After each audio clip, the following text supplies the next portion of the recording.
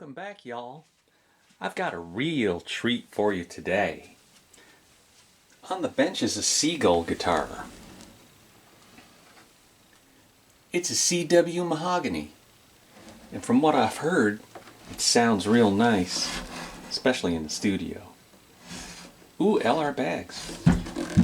Well, it's missing a pickguard, so we're gonna go ahead and make one today.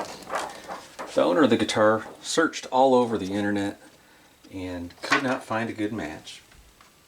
He came over and we picked out this material, which is the dark brown shell, I want to call it. Stuart McDonald. This is $50 a sheet, and it's good enough to get you like 3 Martin style pickguards. Could have went with something like this, which is you can get on eBay for $6 to $8 a sheet, and you can only get 1 or 2 pickguards out of this. But it doesn't look nearly as cool as the dark brown shell. So since these are so hard to find, well, you really can't find them, I'm going to make this video show people how it can be done. And I'll get a closer up. This is a mylar material. It's only 0.2 millimeters thick. The pickguard material is 0.8 millimeters, and that is thin enough to cut with scissors. Early in the mornings I have some joint stiffness and pain, and I just find it easier to use these type of things where I can get them around, and then around the larger radiuses and stuff, and then around the smaller parts maybe I'll use regular scissors. Speaking of scissors, I'm going to cut out this little area here for the fretboard extension. I use this material a lot. Like if you've been watching my videos, I use it when I'm taking bridges off. I'll use it to make a actual template of the bridge, and then I'll make a cardboard cutout and put aluminum foil on it so that I don't get excess heat on the top. I just get the heat where I need it on the bridge. And then I use the little pieces of mylar to help slide my knives underneath the bridge so I'm not scratching the lacquer or the urethanes. Alright, now that this is on,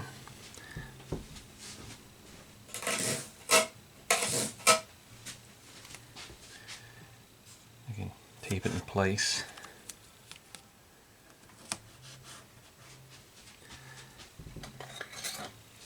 And I can come around.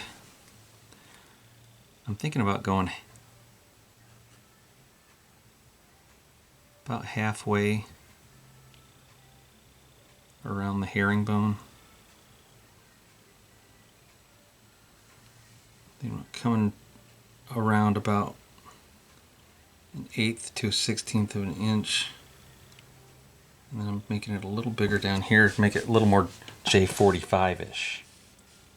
I told him I thought that would be a good look. I can just continue in that.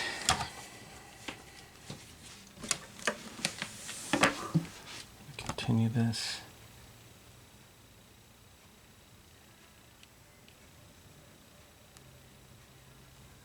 Just like that.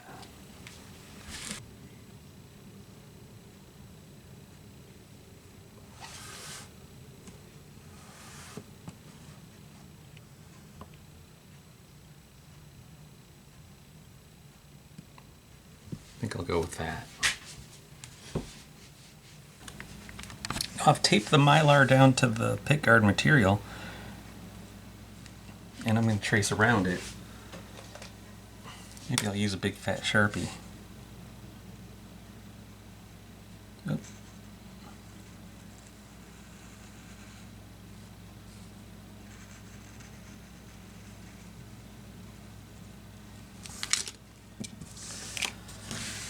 It's best to leave your hand in one place and then kind of swivel the material.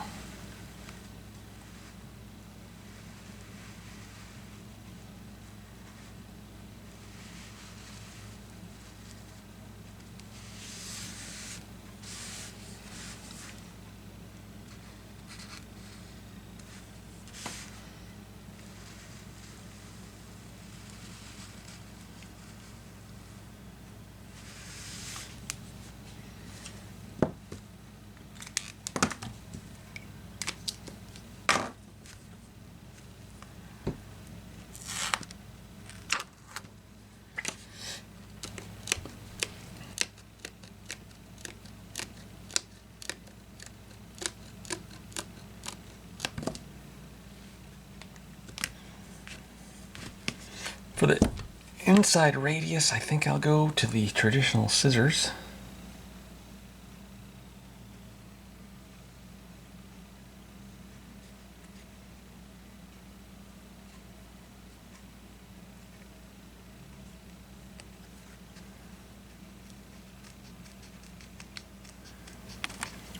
One thing I found interesting about cutting pick guards is even though I was shooting for getting the radius to be about in the middle of the herringbone, just the thickness of that Sharpie and cutting the template and then transferring it onto here brought my radius down to the inside second black line.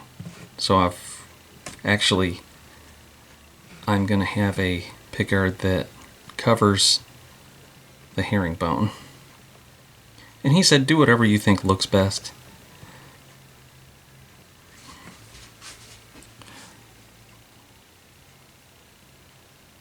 I wouldn't complain about that, I don't think. We'll do a little sanding to it and see if it reveals a little more herringbone. I'd like it to I could actually install it like that and get away with that. Yeah, we'll do a little sanding, and then I'll reveal a little bit of it. I think that'll be a good look. See that? We'll reveal just a slight bit of herringbone before we stick it on. We'll do a little sanding, and we'll stick it on, we'll be done. I got a little wooden bowl with a matching radius to the sound hole.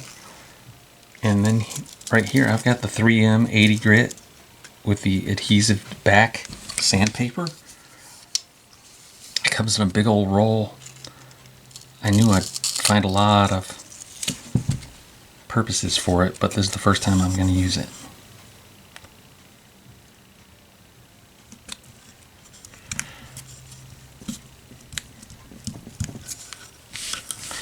And take it and smooth that edge a bit.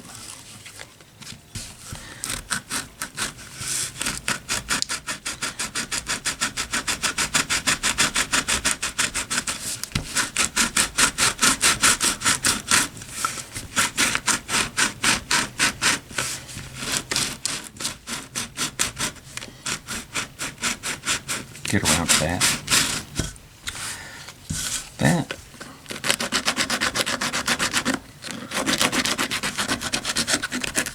That's 80 grit. So I can come over here with some 220. Gonna smooth it out some more.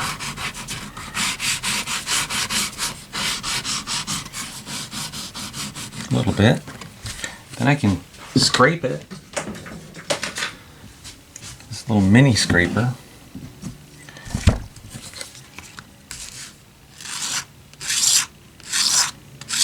That's actually the best thing to do at the end is scrape it.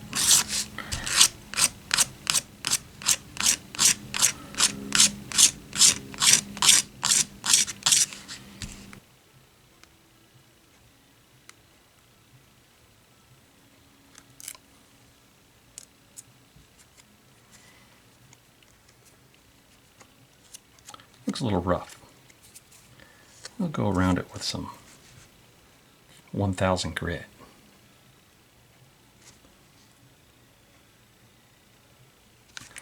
Let me get some 1000.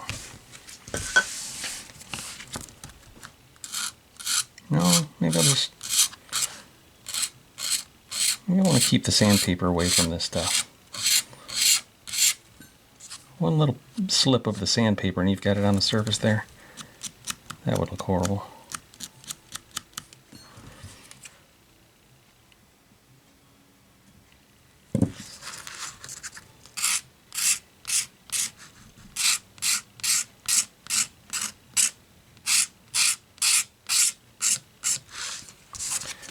See how it looks on the guitar.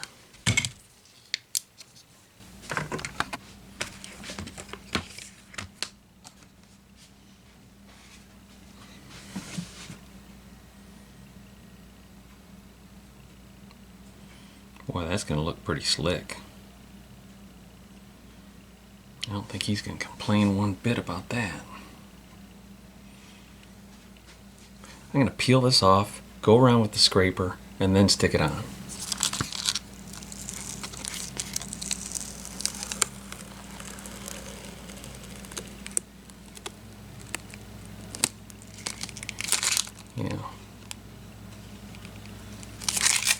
Scrape that.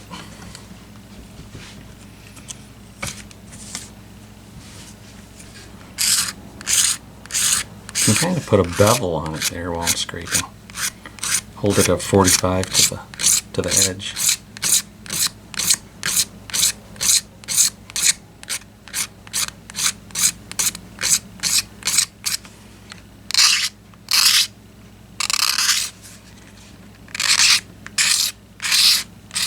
These little micro scrapers are about 10 bucks. Wouldn't want to use it, you know, for scraping a bridge. I got a bigger one, like a cabinet scraper kind of thing for that.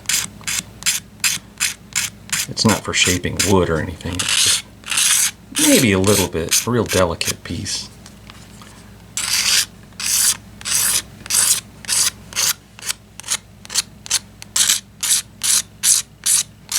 It sure is paying off to have it on hand for this. So the trick to sticking it on, gonna clean this off with naphtha. I think he said he took it off to refinish this. He sprayed it with the StewMac satin lacquer. I turned him on to a bunch of StewMac products over the phone. He was working on this ahead of time, and then when it came to the Pickguard, he said, "I'll just leave this to you. He like come over and meet me, and he's got some more guitar ideas he wants me to work on in the future." So he made the trip up here to Nashville to bring me this and meet me for the first time and decide on what material. I'll just be able to wipe that with a little bit of naphtha. I keep naphtha in a eyedropper. I transfer it from the big old Rosinol container into a small eyedropper.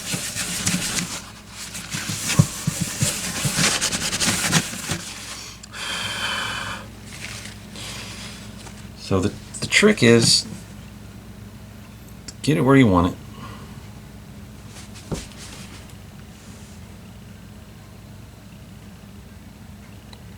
And you put a piece of tape over here.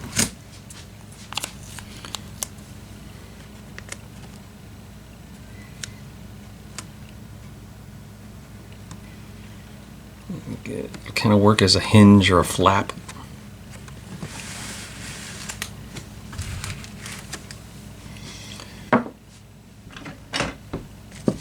And you flip it.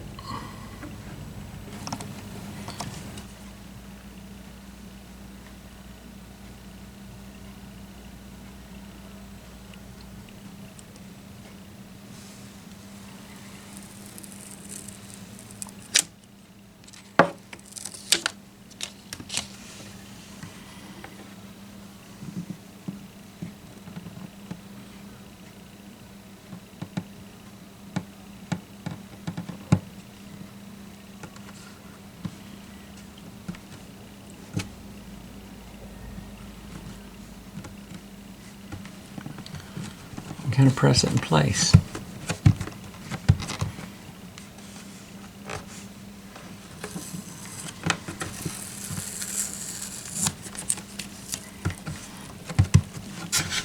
Beautiful.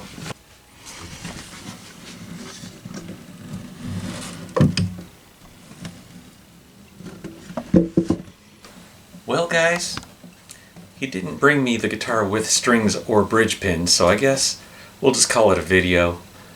This one wasn't about improving the sound of the guitar anyways. It was about just making it look different. So there it is. If you decide to try and make one yourself, good luck with it. And thanks for tuning in.